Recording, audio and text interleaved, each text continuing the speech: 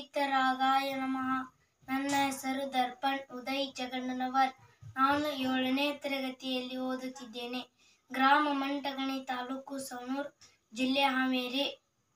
ಓಂ ನಮೋ ಹರಿಹಂತಾಣಂ, ನಮೋ ಸಿದ್ಧಾಣಂ, ನಮೋ ಆಯಿರಿಯಾಣಂ, ನಮೋ ವಜ್ಜಾಯಾಣಂ, ನಮೋ ಲೋವೆ ಸೌವಸಾವಣಂ. ಅಹಿಂಸೆಯಿಂದ ಸುಖ, ತ್ಯಾಗದಿಂದ ಶಾಂತಿ, ಮೈತ್ರಿಯಿಂದ ಪ್ರಗತಿ, ತ್ಯಾಗದಿಂದ ಸಿದ್ಧಿ ಎಂದು ಭಗವಾನ್ ಬಾಹುಬಲಿ ಸಂದೇಶವನ್ನು ಹೇಳುತ್ತಾ ದಯಾಧನ ಭಗವಾನ್ ಆದಿನಾಥರನ್ನು, ಪೂಜ್ಯ ಮಾತಾಪಿತಾ ಗುರು ಹಿರಿಯರನ್ನು ಋನ್ಮಂದಿರದಲ್ಲಿ ಸ್ಮರಿಸಿ ಈ ಕಾರ್ಯಕ್ರಮದಲ್ಲಿ ಭಾಗವಹಿಸಿದ ತಾವೆಲ್ಲರೂ ಸಾಕ್ಷಾತ್ ಭಗವಾನ್ ಬಾಹುಬಲಿಯ ಸ್ವರೂಪರೆಂದೇ ತಿಳಿದು ತಮಗೆಲ್ಲರಿಗೂ ಮತ್ತೊಮ್ಮೆ ಜೈ ಜಿನೇಂದ್ರಗಳು. ಇಂದಿನ ವಿಷಯ ಭಗವಾನ್ ಬಾಹುಬಲಿ ಎಂಬ ವಿಷಯದ ಬಗ್ಗೆ ನನ್ನ ಅಲ್ಪ ಮತಿಗೆ ತಿಳಿದಷ್ಟು ಹೇಳಬಯಸುತ್ತೇನೆ. ಸುಷುಮ ದುಷುಮ ಎಂಬ 3ನೇ ಕಾಲದ, ಅಂದರೆ ವರ್ತಮಾನ ಕಾಲದ ಈ ಲೋಕದಲ್ಲಿ ಜಂಬೂ ದ್ವೀಪ ಭರತ ಕ್ಷೇತ್ರದ ಭಾರತ ದೇಶದಲ್ಲಿ ಅಯೋಧ್ಯೆ ನಗರವಿತ್ತು. ಆ ನಗರವನ್ನು ಆದಿಪುರುಷ ಭಗವಾನ್ ಆದಿನಾಥರು ಆಳುತ್ತಿದ್ದರು.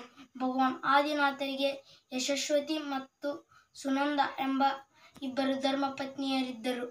ಯಶಸ್ವತಿಗೆ ಭರತ ಮತ್ತು ಮೊದಲಾದ 100 ಜನ ಪುತ್ರರು ಹಾಗೂ ಬ್ರಾಹ್ಮಿ ಎಂಬ ಪುತ್ರಿಯು ಜನಿಸಿದಳು. ಸುನಂದಾಳಿಗೆ ಬಾಹುಬಲಿ ಎಂಬ ಪುತ್ರ ಮತ್ತು ಸುಂದರಿ ಎಂಬ ಪುತ್ರಿಯು ಜನಿಸಿದಳು. 3 ಜ್ಞಾನಾಧಾರಿ ಭಗವಾನ್ ಆದಿನಾಥರು ತಮ್ಮ ಪುತ್ರ ಪುತ್ರಿಯರಿಗೆ ಸರ್ವಗುಣ ಮತ್ತು ಕಲೆಗಳಲ್ಲಿ ಪಾರಂಗತರನ್ನಾಗಿ ಮಾಡಿದರು. ಬ್ರಾಹ್ಮಿಗೆ ಬ್ರಾಹ್ಮಿ ಲಿಪಿ ಮತ್ತು ಸುಂದರಿಗೆ ಅಂಕಲಿಪಿಯನ್ನು ಕಲಿಸಿದರು. ಇನ್ನುಳಿದ ಪ್ರಜೆಗಳಿಗೆ ಸಹ ಹಸಿ ಮಸಿ ಕೃಷಿ ವಿದ್ಯೆ, ಶಿಲ್ಪಕಲೆ ಮತ್ತು ವಾಣಿಜ್ಯದ ವಿದ್ಯೆಯನ್ನು ಕಲಿಸಿದರು. ಭರತ ಮತ್ತು ಬಾಹುಬಲಿ ಇವರು ಋಷಭದೇವರಂತೆ ಮಹಾನ್ ತೇಜಸ್ವಿಗಳಾಗಿದ್ದರು. ತಮ್ಮೆಲ್ಲ ಸಹೋದರ ಸಹೋದರಿಯರೊಡನೆ ಪ್ರೀತಿ ವಿಶ್ವಾಸದಿಂದಿದ್ದರು. ಆದ್ದರಿಂದ ಅಂದಿನಿಂದ ಇಂದಿನವರೆಗೆ ಅವರ್ಗಾಹೆ ಜೀವಂತ ಇವೆ. ಅಯೋಧ್ಯೆಯ ವಿಶಾಲ ರಾಜ್ಯದ ಸುಸಂಘಟನೆ ಹಾಗೂ ಶಾಂತಿಯ ದೃಷ್ಟಿಯಿಂದ ಭರತನಿಗೆ ಯುವರಾಜ ಪದವಿಯನ್ನು, ಅವರಿಗೆ ಮಹಾಮಂಡತೀಶ್ವರ ಪದವಿಯನ್ನು ಹಾಗೂ ಬಾಹುಬಲಿಗೆ ಪೌದನಪುರದ ನರೇಶನನ್ನಾಗಿ ಮಾಡಲಾಯಿತು. ಹೀಗೆ ಇನ್ನುಳಿದ ಅನ್ಯ ಪುತ್ರರಿಗೂ ಸಹ ಸ್ಥಾನಮಾನ ನೀಡಲಾಯಿತು. ಭರತನು ಇಡೀ 6 ಖಂಡಗಳನ್ನು ಗೆದ್ದಿದ್ದನು. ಆದರೆ ಬಾಹುಬಲಿ ಇರುವ ರಾಜ್ಯದೊಳಗೆ ಚಕ್ರರತ್ನ ನಿಂತು ಬಿಟ್ಟಿತು. ಕಾರಣ ಏನೆಂದು ವಿಚಾರಿಸಿದಾಗ ತಮ್ಮೆಲ್ಲ ಸಹೋದರರು ಶರಣಾಗಬೇಕೆಂದು ತಿಳಿದು ಅವರಿಗೆಲ್ಲ ನಿರೂಪ ಕಳಿಸಿದನು. ಬಾಹುಬಲಿಯನ್ನು ಬಿಟ್ಟು ಇದಕ್ಕೆ ಒಪ್ಪದೆ ತಂದೆಯ ಬಳಿ ದೀಕ್ಷೆ ಪಡೆದರು. ಬಾಹುಬಲಿಯು ಮಾತ್ರ ಯುದ್ಧಕ್ಕೆ ಸಿದ್ಧನಾದನು. ಹಿಂಸೆಯಿಂದ ಕೂಡಿದ ಯುದ್ಧ ಬೇಡವೆಂದು ಅವರಿಬ್ಬರಲ್ಲಿಯೇ ದೃಷ್ಟಿಯುದ್ಧ, ಜಲಯುದ್ಧ ಮತ್ತು ಮಲ್ಲಯುದ್ಧ ನಡೆಯಿತು.